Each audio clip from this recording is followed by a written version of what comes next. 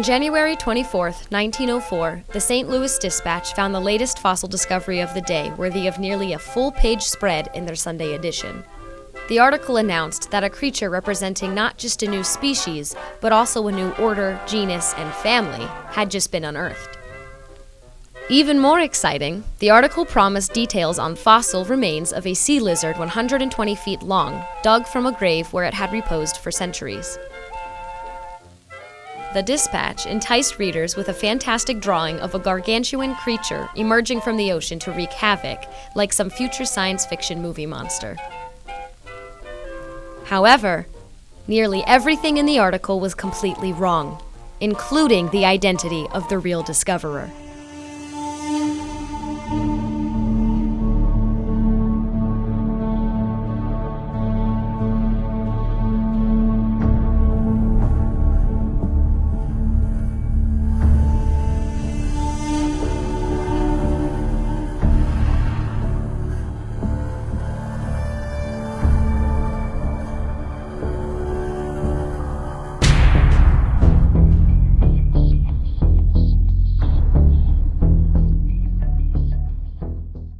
The article announced the discovery of Thalattosaurus, a marine reptile first thought to be a new variety of the dolphin-like Ichthyosaurus, but would instead prove to be a previously unknown type, making it an important find.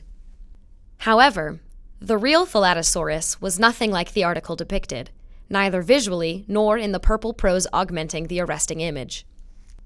Even those with a casual interest in paleontology will recognize the imposing sea monster in the illustration as a reptile called Dimetrodon, an early relative of mammals.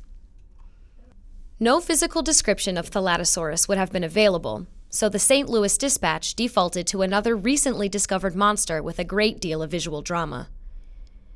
But the unusual-looking Dimetrodon was problematic, especially since it was already a reasonably familiar image in 1904, making the connection confusing and misleading. The illustration also portrayed a bipedal posture completely impossible for the creature. The short legs, the limb orientation with the pelvis, along with the spines and tail, simply would not allow for this sort of locomotion. Additionally, Dimetrodons lived well before dinosaurs and human beings, despite the illustration's anachronistic suggestion. Moreover, the article's claim that Thalattosaurus was 120 feet long, a length surpassing an adult blue whale, is completely inexplicable. This is especially puzzling because more than 2 weeks before, the official release described the creature as only 7 feet long. In fact, the St. Louis Dispatch itself had run an article on January 8th clearly identifying the animal's proper length. In other words, this sensationalized article was a case of not letting the facts get in the way of a good story.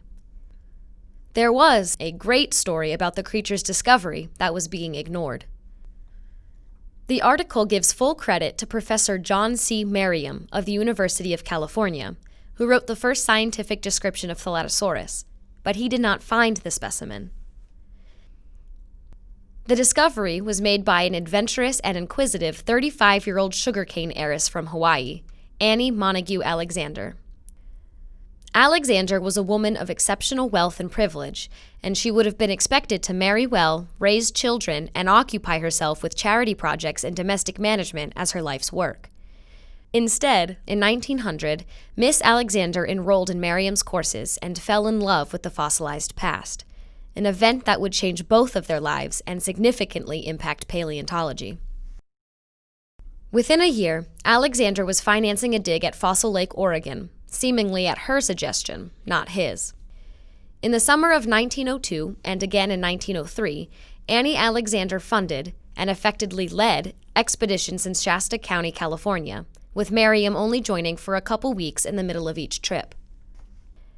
According to her biographer, Barbara R. Stein, Alexander was far more hands-on than one might have expected from a woman of means at the turn of the century. She picked out the wagons, tools, and provisions, relishing the chance to get her hands dirty. She slept on pine needle beds and hunted game for meals. And despite the numerous hardships, detours, and occasional encounters with dangerous wildlife, Alexander was clearly in her element. It was during these self-funded expeditions that Annie Alexander found the Thalattosaurus. Since Merriam was the senior scientist on site, he was the one to describe the fossil as new to science, but he honored Annie's work with the name Thalattosaurus alexandrae, or Alexander's ocean lizard. In his official description, Merriam wrote, quote, "This species is named in honor of Miss A. M. Alexander, who has not only contributed generously to the financial support of the work on the vertebrates of the marine Triassic, but was herself the discoverer of the type specimen furnishing the largest part of our information concerning the group."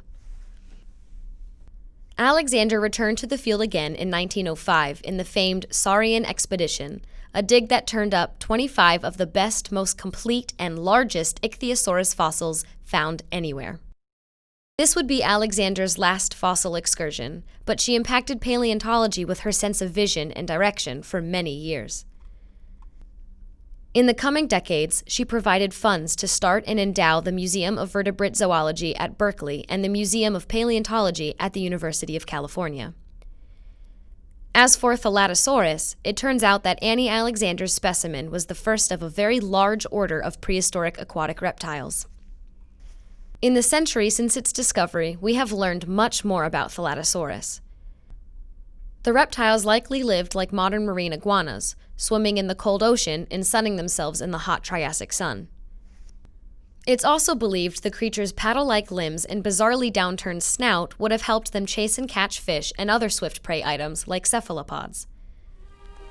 Though this remarkable creature and its discoverer never became household names, the work Annie Montague Alexander completed and her support of paleontology makes her one of the science's most important figures.